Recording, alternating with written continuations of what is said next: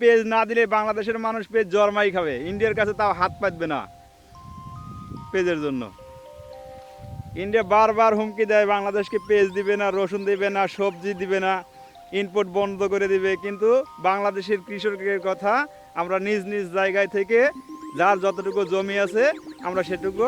আসসালামু আলাইকুম চাচা, আপনি কি করতেছেন? এটা কিসের ক্ষেত? উস্তার ক্ষেত। কতদিন আগে লাগাইছেন? কাতি মাসে লাগাই। পেঁয়াজের জমিতে কুয়াশা চাষ, দেখেন কুয়াশা কিভাবে ধরে,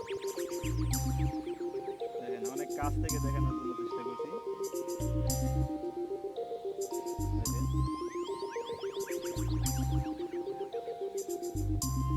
পেঁয়াজের জমির মধ্যে তরমুজের চাষ কাতি মাসে লাগাইছে। একই জমিতে পাশাপাশি দেখতেছি আপনি আলু গাছও লাগাইছেন।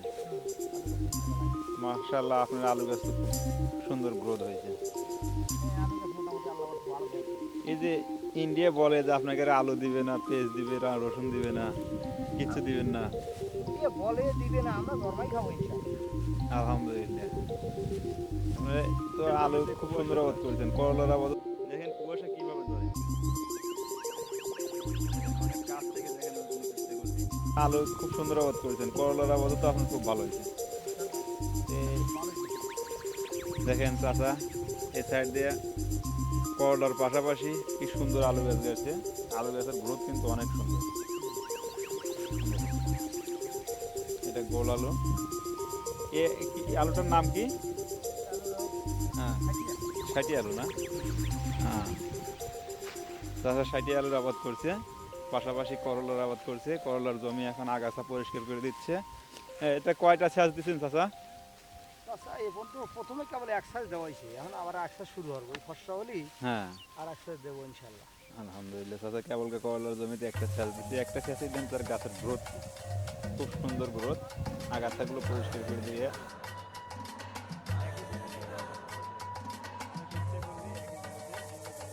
কাছ থেকে দেখানোর জন্য চেষ্টা করছি।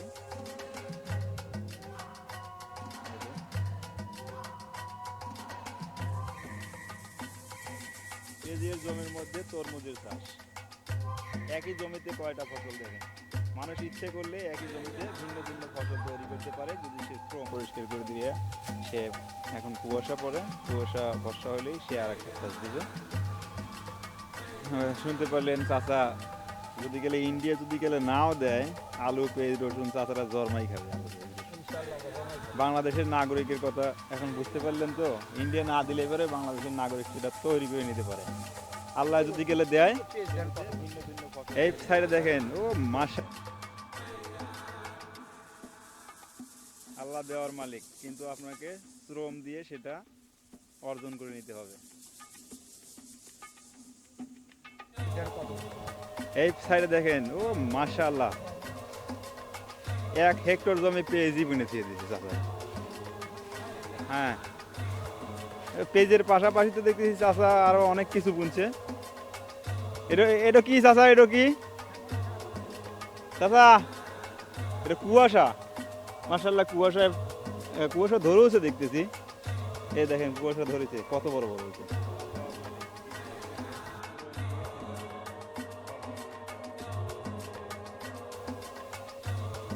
কি বড় বড় কুয়াশা হয়েছে দেখেন। ইন্ডিয়া খালি আমারে খালি কয় যে আমরা পেঁয়াজ দেবো লয়, রসুন দেবো লয়। দেখেন এই যে আমাদের বাংলাদেশে কি পর্যন্ত পেঁয়াজ, রসুন, আর পেঁয়াজের ভিতরে এগুলো কি দিচ্ছেন চাচা? তরমুজ। পেঁয়াজের ভিতরে আবার তরমুজ চাষ করছে। ইন্ডিয়া যদি গেলে আপনাকে পেঁয়াজ না দেয় তাহলে আপনারা কি করবেন? দেখেন আমাদের বাংলাদেশের কৃষকের মুখ থেকে শুনতে পারলেন, ইন্ডিয়া পেঁয়াজ না দিলে বাংলাদেশের মানুষ পেঁয়াজ জরমাই খাবে, ইন্ডিয়ার কাছে তাও হাত পাতবে না পেঁয়াজের জন্য। ইন্ডিয়া বারবার হুমকি দেয় বাংলাদেশকে পেঁয়াজ দিবে না, রসুন দিবে না, সবজি দিবে না, ইনপুট বন্ধ করে দিবে, কিন্তু বাংলাদেশের কৃষকের কথা আমরা নিজ নিজ জায়গায় থেকে যার যতটুকু জমি আছে আমরা সেটুকু জরমা।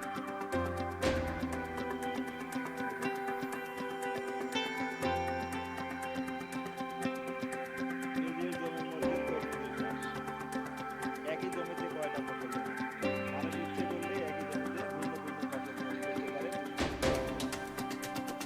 আমরা সেটুকু জরমায়া খাবো। তবু ইন্ডিয়ার কাছে হাত পাতবে না বাংলাদেশের জনগণ। দেখেন পেঁয়াজের গ্রোথ কি, খুব সুন্দর গ্রোথ। পেঁয়াজের পাশাপাশি আবার তরমুজের আবাদ করছে।